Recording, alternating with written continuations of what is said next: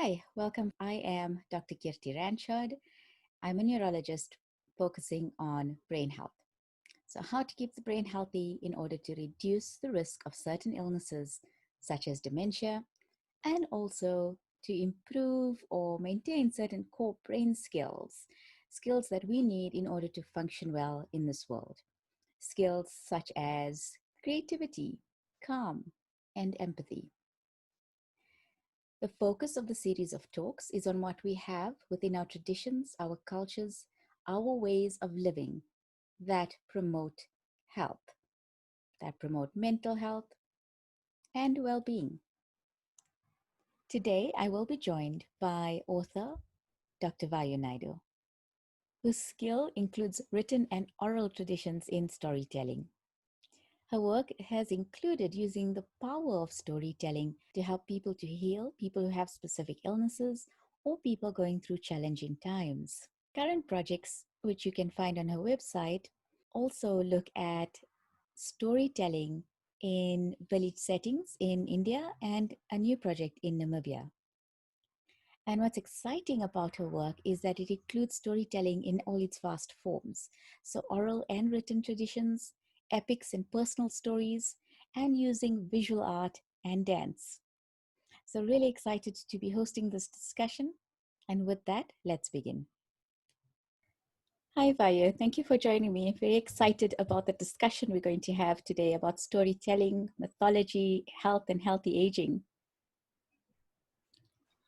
Thank you, Kirti. I'm sorry about that little pause. It's just the silence of which comes across through my enthusiasm for what you have set up and how many people really would get interested into healthy aging. And the fact that the word health has HEAL as the first part of it. It's as much about healing, for those of us who are approaching a very old age to know that there is a horizon of healing.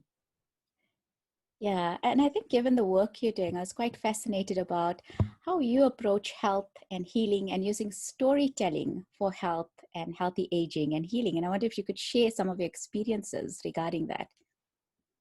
Once again, thank you for your interest, Kirti, and to all people who are participating in this. Storytelling is really about a storyteller listening. So when I'm saying it to all the viewers and listeners, they are actually the storytellers in a way because they're identifying with a certain circumstance and a situation within themselves.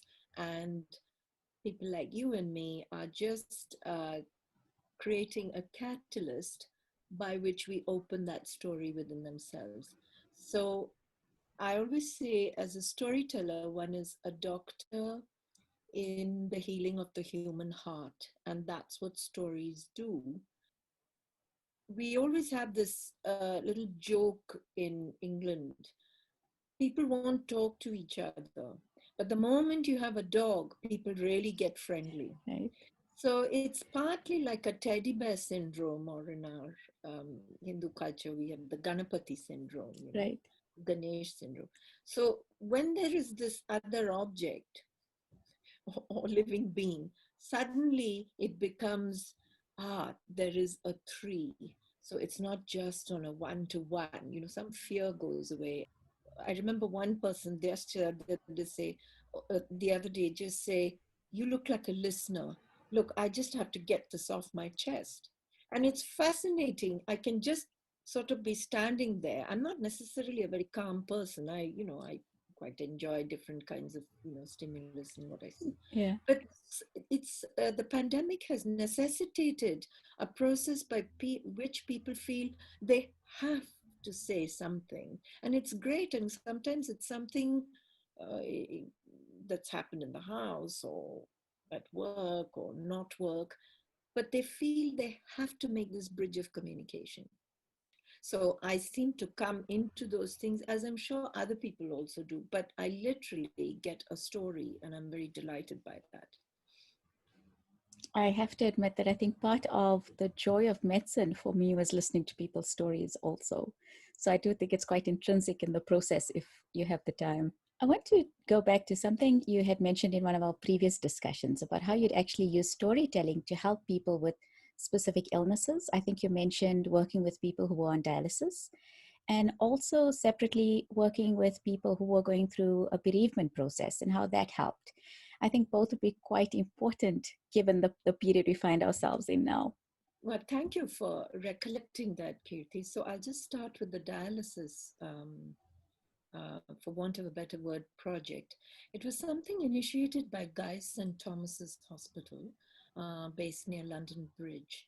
And at that time, I had my eponymous company, Vayunaidu Intercultural Storytelling Theatre. It was very specifically intercultural because it was stories from all around the world.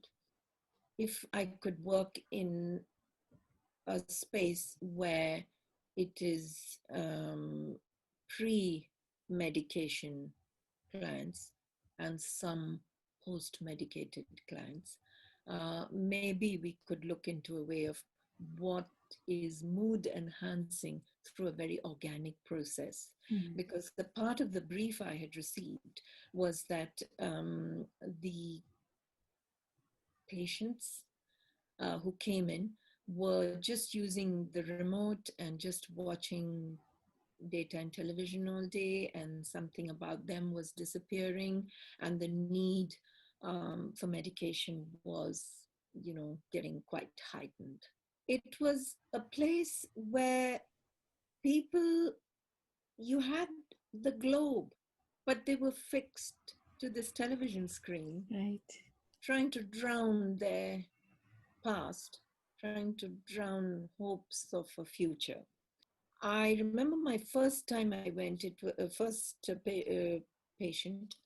She was a Jamaican lady, and she looked at me and she thought, oh, I may have been a doctor. And I said, God, what kind of an opening line could I even think of? And I said, hi, I've just come and I will be visiting y'all. And I just wanted to know where you would ideally like to go for a holiday. And you can imagine the relative hostility with which I received a look. And Right. she said, holiday? How can I get out of these Yes. tubes and needles? And she was, but she was so wonderfully graphic of that description of the cubicle that she was in. So yes, there's the physical aspect of it, but it was the imprisonment Mm. of that. Mm. And so I said, we weren't going to travel by car or by train or by plane. We were going to just travel with our imagination. So when you were a 7-year-old girl, what did you like to do best? And that just opened. She recollected her little rhymes. She recollected Anansi stories. She recollected coming away from Jamaica, coming to England.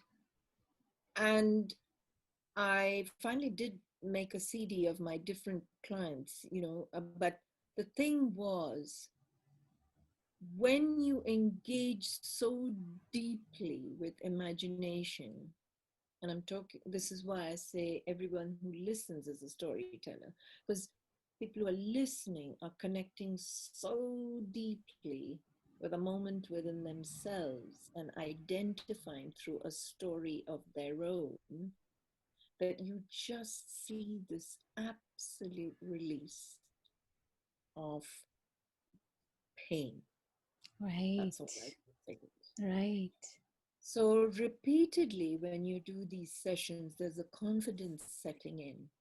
And it was interesting that the reports that were coming back, both through the matron and the doctors, was that the dependency on just watching television to drop off to sleep was getting visibly lesser. I worked Right. about 3 months on that project quite intensely with 27 stories, and we brought out a CD called When Are You Coming Back? It's literally the invitation to the imagination. How wonderful. And it was, a source of humor, it was a source of um, annoyance, it was a source of, for people who felt that they had buried this sense of self through, the the actual discontinuation of a normality of life, in terms of the food you can eat, the people you see, the times you're available, all that had been lost, for a lot of people. So this was one of those push forwards with storytelling. Yeah, and also, Kate, I'm very interested in the fact, how in the medical profession, and you being a neuroscientist, also acknowledge the governance that the patient needs to take. There's a kind of a self-governance role, because I think traditionally there's this dependence that the medical practitioner will solve all problems, you know, and I think this is also a very important part, you as somebody in the medical profession would advocate. Agreed, agreed. I I do wonder also though. I think both happens. There is a expectation also for the medical professional and the health system to sort everything out. But I also recognize that there are a lot of people. I've learned so much from the people who saw me, actually, the patients that I treated, that a lot of people also had tapped into sources of resilience that were beyond the health system. So I think people do it intrinsically as well, irrespective of this. Yeah. And you're right in enabling them to do so. I think Mm, in certain systems, uh, when there's a kind of a physical weakness created, like post surgery or something, sometimes I think people feel discouraged to step into their own inner resources. And I think for me, in through this discussion, also what I want to establish is, um, the spirit level in every human being and the anatomical level. There is a connection. It can't be two separate things. If we don't motivate ourselves through determination to get better and overcome a particular dis-ease, mm. it's very difficult. Something in the willpower is in the spirit level. I think so. How do you think you bring it forward? So, how would you use storytelling, or what other tools would you have to bring it forward? And I can also say that it is difficult, from what I understand, and maybe it's not difficult everywhere, but it is difficult to actually reconcile the two in terms of medicine and spirit, to be honest. So, yes, what tools would you give that were actually practical to be able to do this? It's funny, I think it sort of uh, came to me. I was listening to your other speaker, Dr. Sylvia, who has reconciled those two Mm, forces. This is about our connections with our pasts.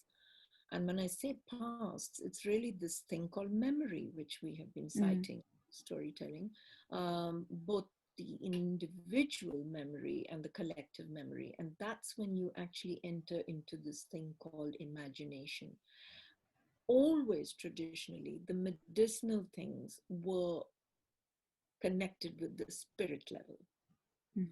And I'm now just going to cite to you something that came to me when I continue to volunteer at the Chelsea Physic Art. Right. But within their botanical sections of traditional world medicines is the Maori, who literally had medicinal plants that they termed in the body of medicine. And this is 50,000 years ago.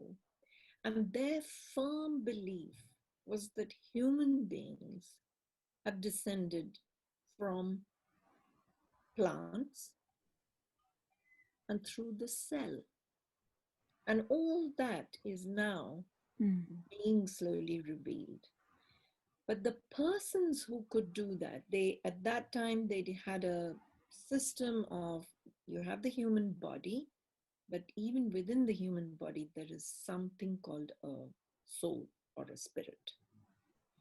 You are collecting these plants, you are seeing what heals. For the odd stings and bites, you would have eucalyptus or certain other things for, and they had even come up something which distinguished the adult body from the infant body, and what leaves worked for the infant stomach and digestive system, and what worked for the adult for curing.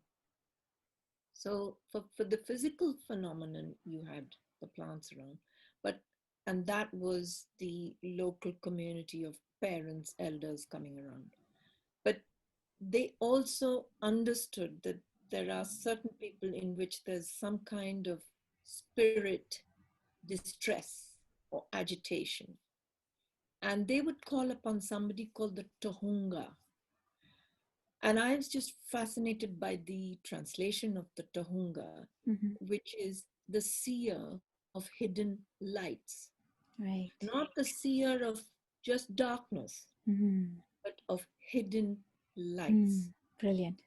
What I'm trying to constantly bring together as a storyteller is this collective memory of a very ancient recognition of these reconcilable forces.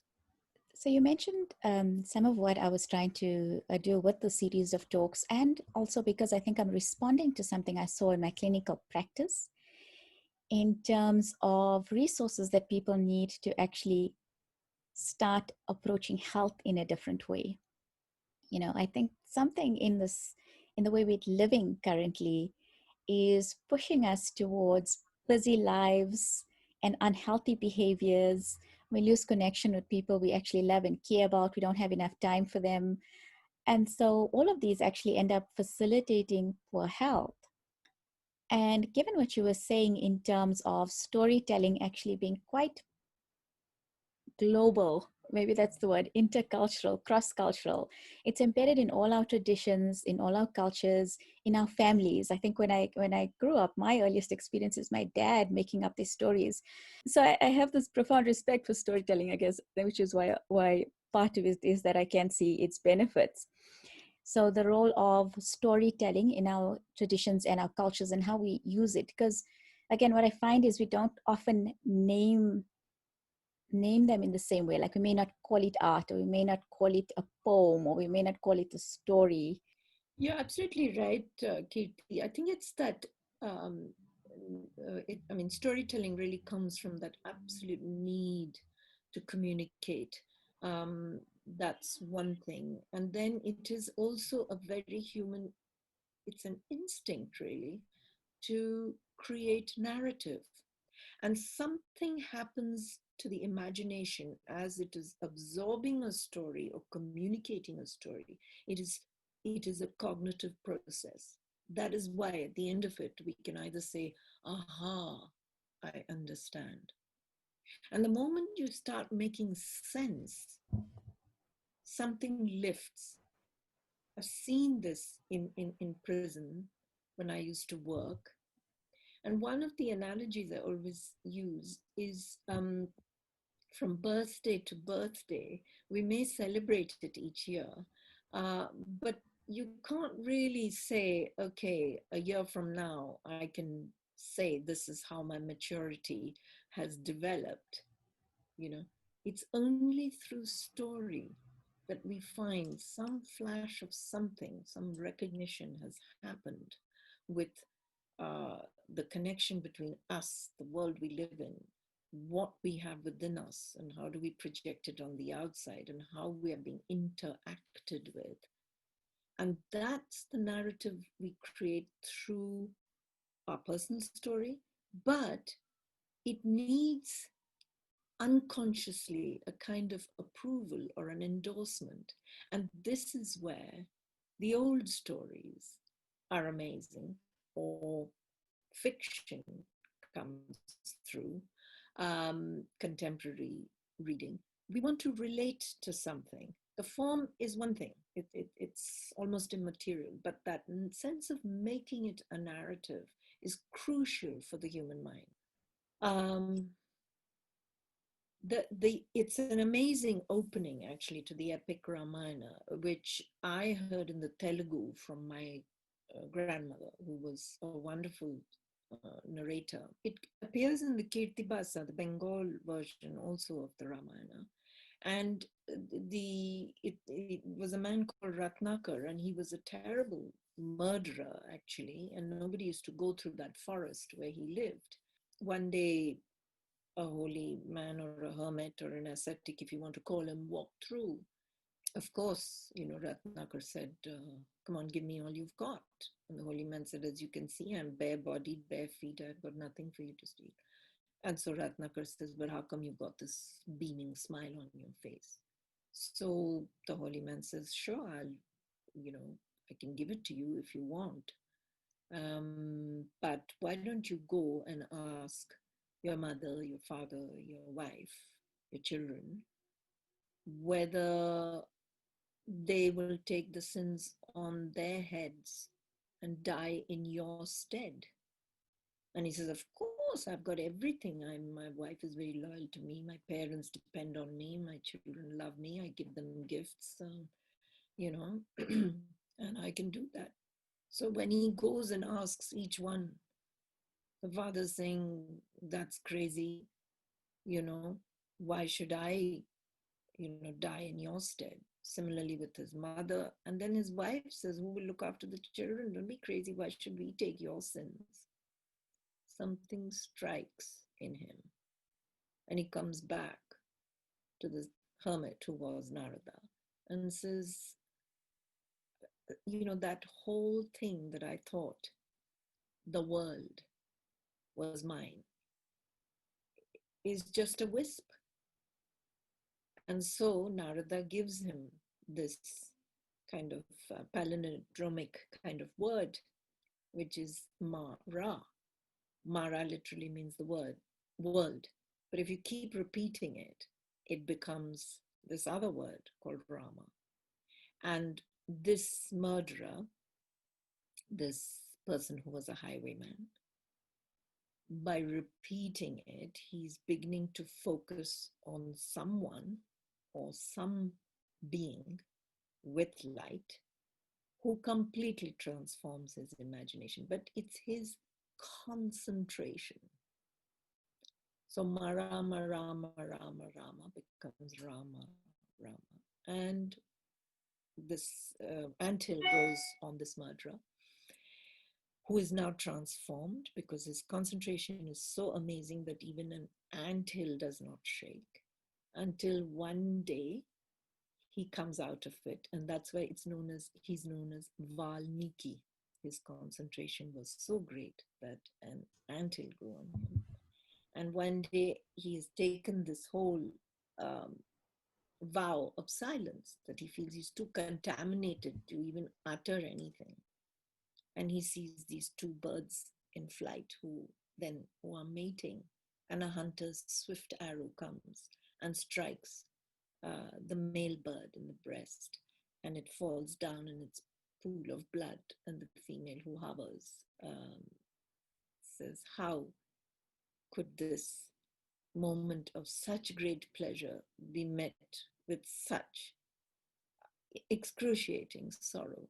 And at that point, it is said in the epic as a prologue that Valmiki actually opens out his song of so many verses, which becomes the Ramayana, which is, life is full of these anguishes, but there is a light, there is a wonder, something deeper within each one of us lifts us beyond the suffering, and we, in spite of ourselves, work towards an ideal.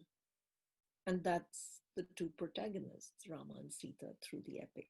So if you look at it, and there are different epics across the world which are not necessarily sharing the same philosophy or anything, but there is that human something, you can call it a vision, which is about seeking this light within us. And that's what the Upanishads are constantly reminding us of. And just, breezing over, I can't, this is not a time where I can go into specifics, but uh, what is that thing? What does happen to Beowulf? You know, why is it that those Vikings, however brutal, those two kings of a place called Gilling, I think, why are they still seeking the mead of poetry from this poet called Kvasir? The most brutal creatures, but still they want to store the mead of poetry, which comes from the blood of a poet they've killed, thinking that they will be able to conquer that. And why does Odin swoop it back to the heavens? Do you see what I'm trying to say? There's something in story across time, across people, where we share the information, say, of medicine, but we share something about the human spirit. Thank you for relating that story, actually. It's the first time I heard it told like that, and I really appreciated what came through from you telling that story because it is also one of the stories that I heard as a child. I think this is where storytelling, from what I'm hearing from you and from my own experience, I think this is where storytelling does give us the tools to both process what we need to process and give us the tools to enjoy our lives. So it's actually doing both in a way. I remember actually it was viewing Hanuman stories as an adult, and you could see what was happening. And I was like, oh, wow, this is amazing because he was giving you the tools to solve problems with focus, with discipline, with determination, sometimes self indulgence, sometimes for a higher purpose, with empathy. It was quite interesting to watch as an adult and just understand that process of what was happening in these stories. And I thought, oh, this is just magic, actually. You're absolutely right, Katie. And the thing is, it's about decoding it, just as you have Mm. wonderfully put that list. It's about, it starts with the empathy, and then it shows you the determination. And okay, we slip and fall with some self indulgence. And, Hanuman will show that when he's eaten far too many bananas, or indeed when he wrecks.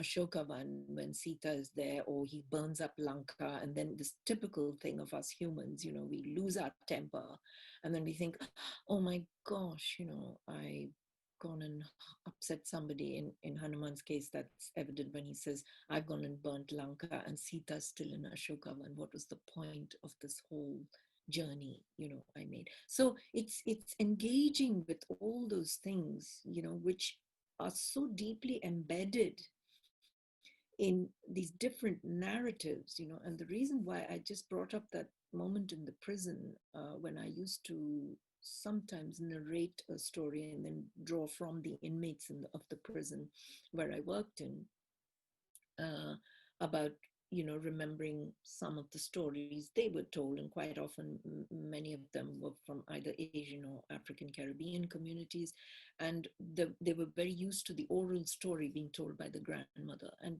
a few of them said when they were put in solitary confinement, how much that those stories would keep them company, and then they made sense of it, and it had a certain ethical um, point, that gave them comfort and time that they had to complete, rightly or wrongly, in prison, and understand what justice can mean, you know. That's a whole long discussion. But the idea that we can transform, like the Hanuman toolkit, like Ratnakar, you focus on something positive you've got. The building blocks start building. We have to engage with those things called imagination and love. Those principles are crucial in finding our way forward. I know that some of your work also touches on different traditional systems, including the uses of Ayurveda in health. And I wanted to just introduce some of that now. I'm quite unfamiliar with the system, so it's going to be interesting for me as well. Okay, thank you, Kirti. And I have to say, I have grown or been brought up in a system where everything was quite sort of domestic and colloquial. But my mother always knew, um, what we now call macrobiotic foods. But also in India, growing up in India, what vegetables were available in the particular season was also healthy for your system and its immunity. And we also had very dramatic diseases, diphtheria, cholera, typhoid. I'm laughing because I've had all of them and somehow have come through. But it was also, a parental or the cook who cooked the food who would know, don't eat potato at this time or don't eat dal with that. And my mother would know that, gooseberries, if you have a slight inclination towards chest infections or colds, don't have it in this particular season, or when to put jasmines in your hair. These were very, they just came. But interestingly, in the culture, pan Indian culture, that it is just introduced like through the oral tradition. Most Indians of us up to say 1947 would have known those eggs. And this is regardless of whether you're a sophisticated intellectual or whether you're a non-literate person. There's always a local context. This is the fluidity of the oral tradition. This is, I think, the brilliance of storytelling. Similarly with foods, there'd always be a story about which food, especially when you're trying to get children to eat different kinds of foods. So, with Ayurveda, I just want to say what got highlighted to me while working in the botanical or the physic garden was that you have many medicinal systems which are there and come about to cure an illness. The wonderful brilliance of Ayurveda is that it's about, yes, healing a sickness, but it's about ayur.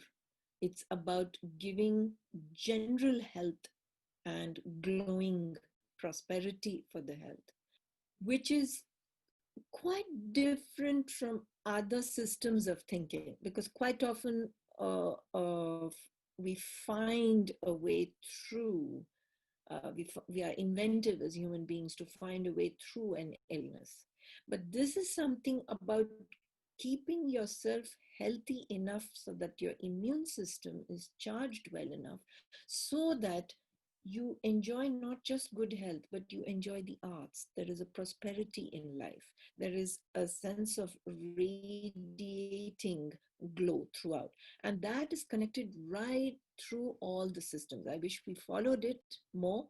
But obviously, it was created with this in mind, that you look after the plants, they look after you. You look after the animal life, that also looks after you. So, and I'll just point out something of an old social order system where it wasn't the heads of state that were the most important.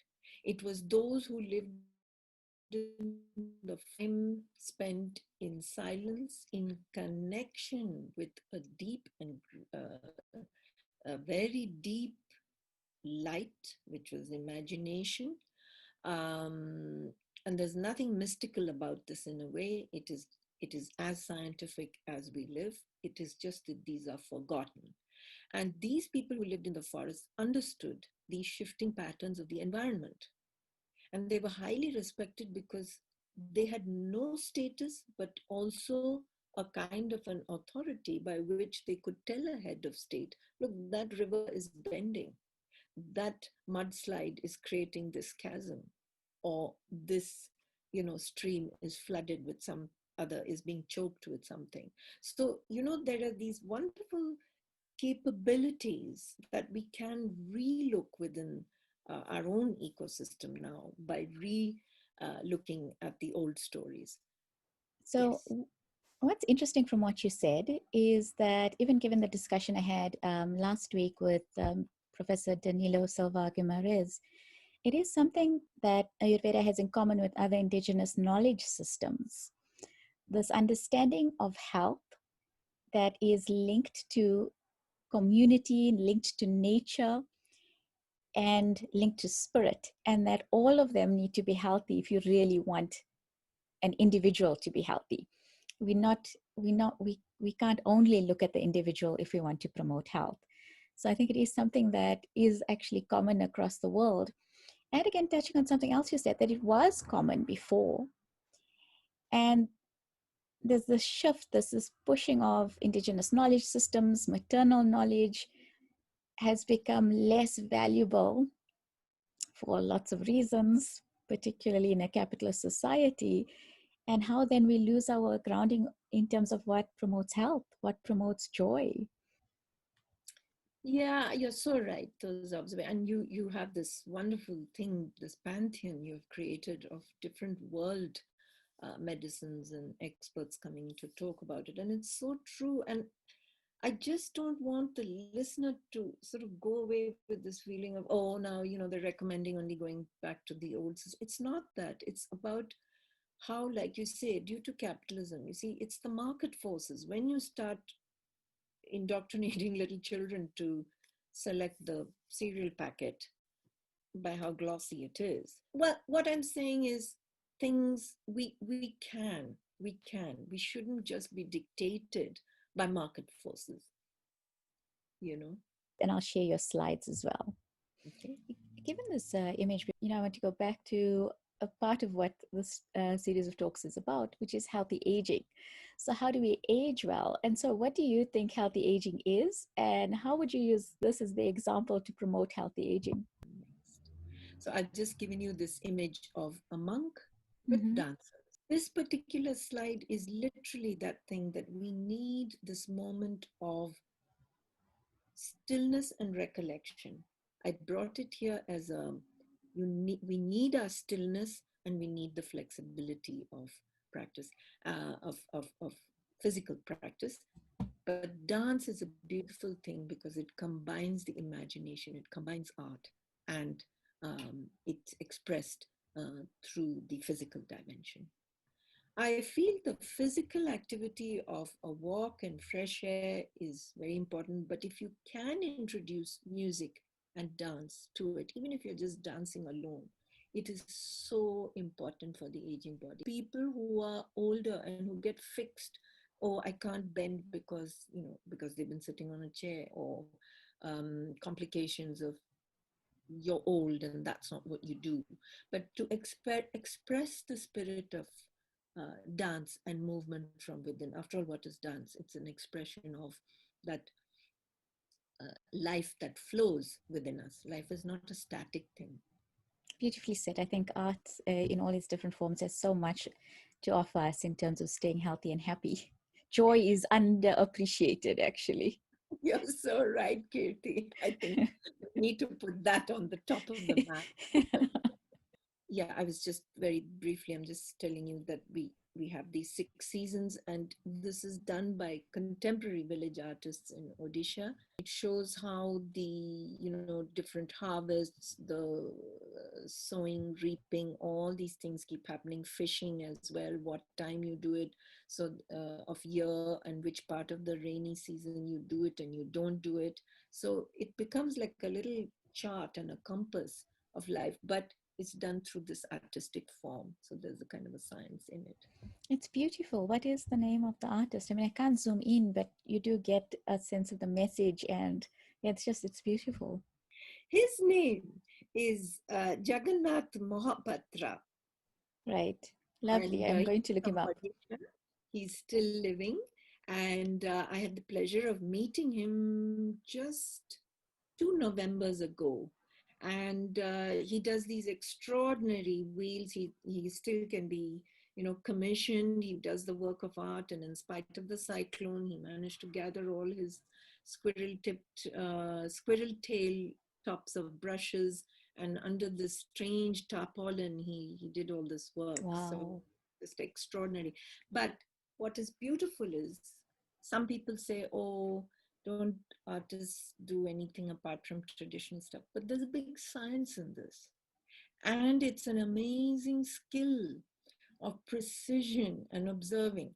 Yes, it's a traditional wheel of the Baramasa, the cycle of the seasons.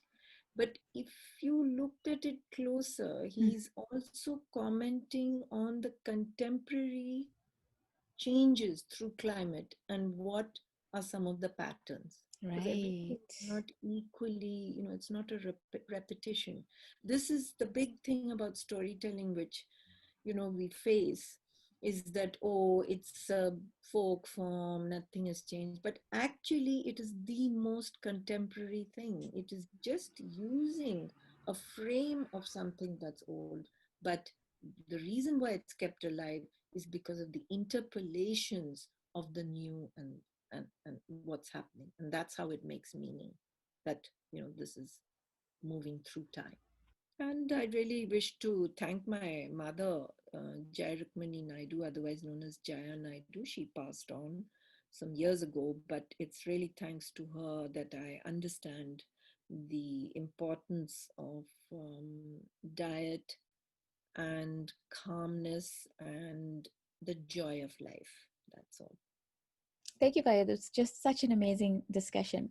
What would you want my viewers to know or do from a very practical perspective, either with regard to storytelling, but we've gone way beyond storytelling in terms of the depth of this discussion? What would you want them to be able to do? What practical advice could you offer me and my viewers?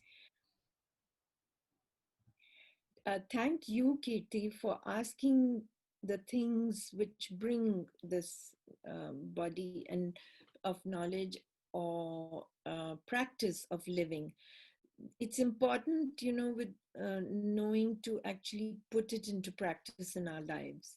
A very simple thing, if one can just try it each day, is if we can afford to wake up early, just before you even roll out of bed, if you can just say, through this day, I want to connect with something called light. And that light has something called peace. Now, if these are too many words, which it could be, just imagine there is a very small, whatever your favorite flower is, just let it be there with a little flame inside. Just ask your mind to focus on that. Then get out of bed. Thank you, Vaya. I think that was just beautiful advice for me. I think it's such a beautiful way to wake up in the morning. And I think a lot of our reality is defined by perception. And this just actually sets that, doesn't it? To look for light, to look for what's going to be healthy for you in throughout your day. So I'm going to adopt it. I'll let you know after 2 days how I'm feeling. But Katie, you strike me as one of those absolutely light-giving people. So Thank you. you've already been practicing it. Yeah. Thank you. Thank you, Vayu. Thank you, And Kirti. thank you, Vayu. And thank you all for joining us. What a lovely discussion. What an in depth discussion on the power of storytelling and its diversity throughout all our cultures, and the use of our personal stories to help, the use of the epics to help us share those lessons and just for enjoyment as well. I think this is the magic of storytelling. The lessons are so ingrained in it. It's not about learning, it's about enjoying the story, it's about listening to the story. What came through for me is the impact of storytelling in all its magical forms: the oral tradition, personal stories, epics, the stories we use in food, music, dance, and visual art. How this helps us, how this provides joy, how this connects us to people and to ourselves. We unfortunately did not get to discuss Vayu's books, including the book called The Sari of Surya Vilas, which I would highly recommend. It encompasses so much of what we discussed today: the personal narrative, tapping into history, tapping into epics, and looking at storytelling through food, and that's woven into different fabrics, such as saris. I hope this inspires you to listen to more stories, to read more stories, to tell more stories, mostly for enjoyment. And with that process, it facilitates health and healthy aging, gives you the tools and resources that you need to live well, to live healthy, and to enjoy your life. I hope you join us for our next discussion. This is my first discussion with Vayunaidu. There will be a part two. I will post details of that soon. And I will leave you with a quote from Clarissa Pinkola Estes, which I think is so relevant for the discussion we had today. Stories are medicine. I have been taken with stories since I heard my first. They have such power. They do not require that we do, be, act anything. We need only listen. I hope that you join our next discussion on what we have within our traditions and our cultures that support health and healthy aging.